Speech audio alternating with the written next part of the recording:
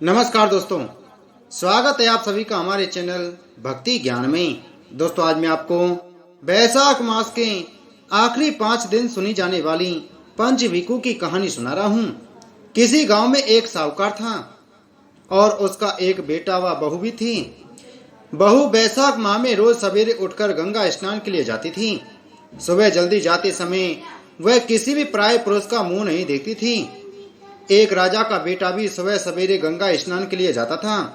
वह हैरान होता कि मैं इतनी जल्दी उठता हूँ स्नान के लिए, लेकिन कोई है जो मुझसे भी जल्दी उठकर नहा लेता है।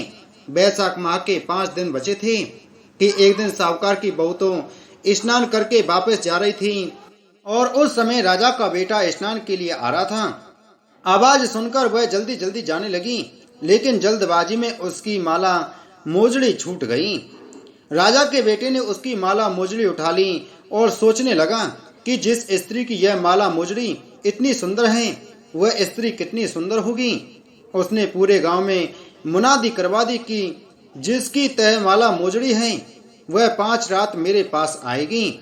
साहूकार के बेटे की बहू ने कहलवा दिया कि मैं 5 रात आऊंगी, लेकिन किसी को साख भरने बैठा देना। राजा के बेटे ने एक तोते को पिंजरे में बंद कर गंगा किनारे पेड़ पर टांग दिया। बहू सुबह के समय आई, पहली पैड़ी पर पैर रखा और बोली, हे बैसाख के ठाकुर राय दामोदर, 5 पांडु, छठे नारायण, भीकम राजा, उस पापी को नींद आ जाए। राजा के बेटे को नींद आ गई। बहू नहा धोकर चलने लगी तो तोते से बोली, सुबह सुबह तेरे गल डालूंगी हीरा, मेरी साख भरियो बीरा। सुबह बोला कि कोई वीर भी साख भरता है क्या? फिर वह बोली, सुबह सुबह सुबह तेरे पग डालूंगी नेवर, साख भरियो मेरे देवर। सुबह ने कहा, ठीक है भाभी, मैं तेरी साख भरूंगा। वह तो कहकर चली गई। राजा का बेटा हड़बड़ा कर उठा और सुबह से पूछा, सुबह सुबह वह आई थी, कैसी थी? सुबह बोला, आवा की सी बिजली, होली की सी झल, केला की सी कामनी, गुलाब का सा रंग। अगले दिन राजा के बेटे ने सोचा कि आज मैं अपनी उंगली में चीरा लगाऊंगा, इससे मुझे नींद नहीं आएगी। अगले दिन राजकुमार उंगली में चीरा लगाकर लेट गया। वह आई तो भगवान से उसी तरह प्रार्थना करने लगी और राजकुमार को फिर नींद आ गई। वह स्नान करके फिर से वापस चली गई। सुबह राजकुमार ने तोते से फिर पूछा तो उसने वही सारी बातें दोहरा दी। अब राजकुमार बोला कि मैं आज रात में आंखों में मिर्ची डालकर बैठूंगा। रात में वह मिर्ची डालकर बैठ गया। बहू फिर आई और प्रार्थना की, जिससे उसे फिर से नींद आ गई। राजकुमार ने तोते से बहू के आने की बात पूछी, उसने फिर बता दी।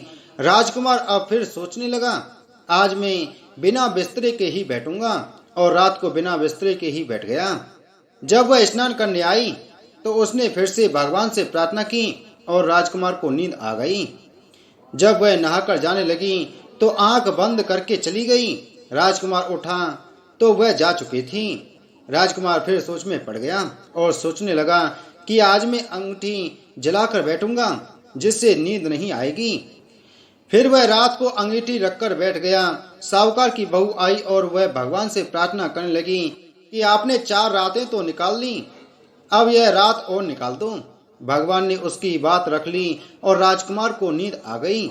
जब वह नहाकर जाने लगी तो तोते से बोली कि इस पापी को कह देना कि 5 रातें पूरी हो चुकी हैं, वह मेरे मोतियों की माला मेरे घर भिजवा दें। सुबह राजकुमार की आंख खुली तो उसने तोते से पूछा कि क्या वह आई थी? तो तोते ने कहा, हाँ वह आई थी और उसने अपनी माला मंगवाई है। यह सुन राजकुमार सोचने लगा कि वह तो सच्ची थी, तभी तो भगवान ने भी उसका सत्य रखा। कुछ समय के बाद राजकुमार को कोढ़ हो गया। राजा ने ब्राह्मण को बुलाकर पूछा कि मेरे बेटे का शरीर क्यों जल रहा है। ब्राह्मण ने विस्तार से सारी बात राजा को बताई कि इसमें क्या किया था। ब्राह्मण ने कहा कि इसने पतिव्रता स्त्री पर बुरी नजर डाली, इसलिए यह इस रोग से पीड़ित हुआ है। राजा ने इसके ठीक होने का उपाय पूछा तो ब्राह्मण ने कहा कि यह उस साहूकार की बहू को धर्म की बहन बनाए और रोज उसके नहाए हुए जल से यह स्नान करे, तब यह ठीक हो सकता है। राजा साहूकार की बहू की माला लेकर साहूकार के घर गया और बोला कि यह माला आपकी पुत्र वधू की है, इसे लें और आपकी बहू के नहाए हुए जल से मेरे बेटे को नहला दें। साहूकार बोला कि वह तो किसी पराये पुरुष का मुंह तक नहीं देखती है, आप उसे इस नाली पर बिठा दीजिए। जब वह ऊपर नहाएगी तब नीचे इस नाली के पानी से आपका पुत्र नहा लेगा। राजकुमार ने ऐसा ही किया और कुछ समय बाद उसका शरीर चंदन सा हो गया। हे पंचभीकु देवता, जैसे आपने साहूकार की पुत्र वधू का सत रखा वैसे ही सभी का रखना। बोलो विष्णु भगवान की जय।